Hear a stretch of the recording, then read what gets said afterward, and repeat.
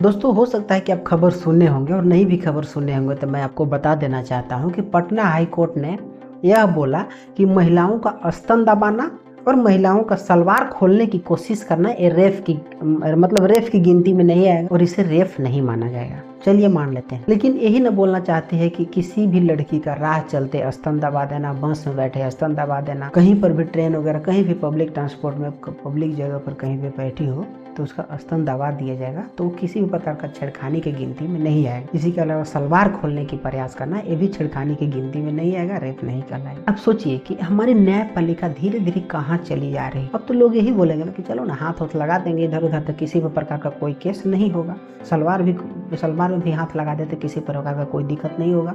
हमें प्रशासन कुछ नहीं करेगी, पुलिस कुछ नहीं कहेगी, कोर्ट कुछ नहीं कहेगा। आखिर हमारा देश किस ओर जा रहा है? आज आप देख रहे हैं कि बिहार की स्थिति क्या हो रही है। बिहार में पटना जंक्शन के अगल बगल किनारे किस प्रकार से देह व्यापार का धंधा चल रहा था, उसका विरोध करने पर एक व्यक्ति को, बंटी यादव जिसे कि आप भली भांति जानते हैं, उसको मौत के घाट चला दिया गया। उसे हमेशा के लिए शांत कर दिया गया। किसके सह में? प्रशासन के सह में। प्रशासन को बताया गया कि ऐसा काम हो गया है, लेकिन प्रशासन चुपचाप पालथी मार करके बैठी हुई है, अपने एसी का रूम में बैठी और किसी भी प्रकार का कोई खोजबीन छानबीन करने का प्रयास नहीं किया।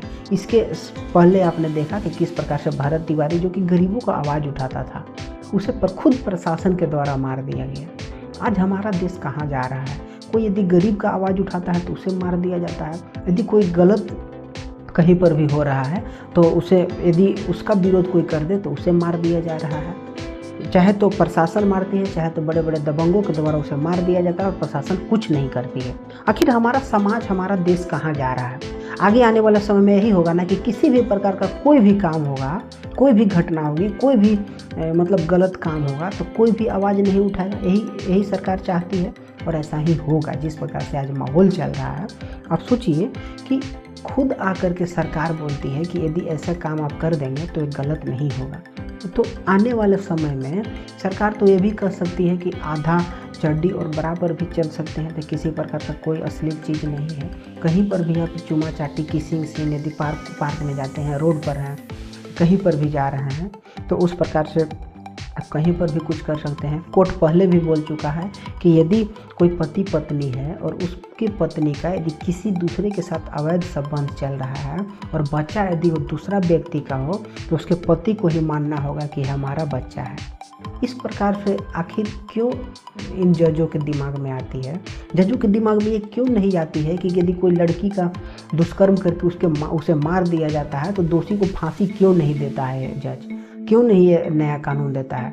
आप देख रहे हैं कि देश में हजारों ऐसी घटना घटती है जिसमें या तो लड़कियों को बलात्कार करके फेंक दिया जाता है या तो लड़कियों को मार दिया जाता है। चाहे बहुत सारे ऐसे घटना घटती है जिसमें कि लड़कियों को मर्डर किया जाता है, बलात्कार किया जाता है। कभी 5 लोगों के द्वारा बलात्कार किया जाता है, कभी 10 लोगों के द्वारा बलात्कार किया जाता है। कभी आपने देखा है कि जिहादियों के द्वारा किस प्रकार से किसी लड़की को रूम में बंद करके 1 महीना 2 महीना रखा जाता है और डेली उसके साथ रेप किया जाता है। तो इस चीज़ को सरकार क्यों, प्रशासन न्याय कानून क्यों नहीं लाती है?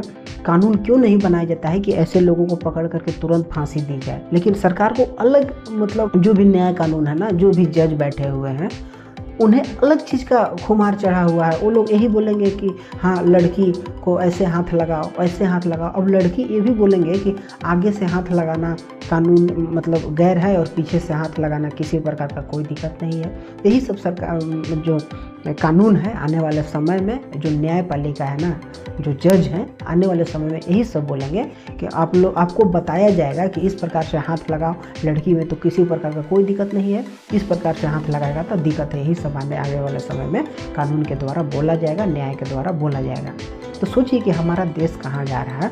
हमारे देश की जो न्याय व्यवस्था है ना, आज लोगों को उकसा रही है कि तुम गलत काम करो, तुम लड़कियों के शरीर में हाथ लगाओ, तुम लड़कियों के ब्रेस्ट में हाथ लगाओ, तुम लड़कियों को सलवार में हाथ लगाओ। आज हमारा जो कानून है ना देश का, वो उकसा रहा है लोगों को।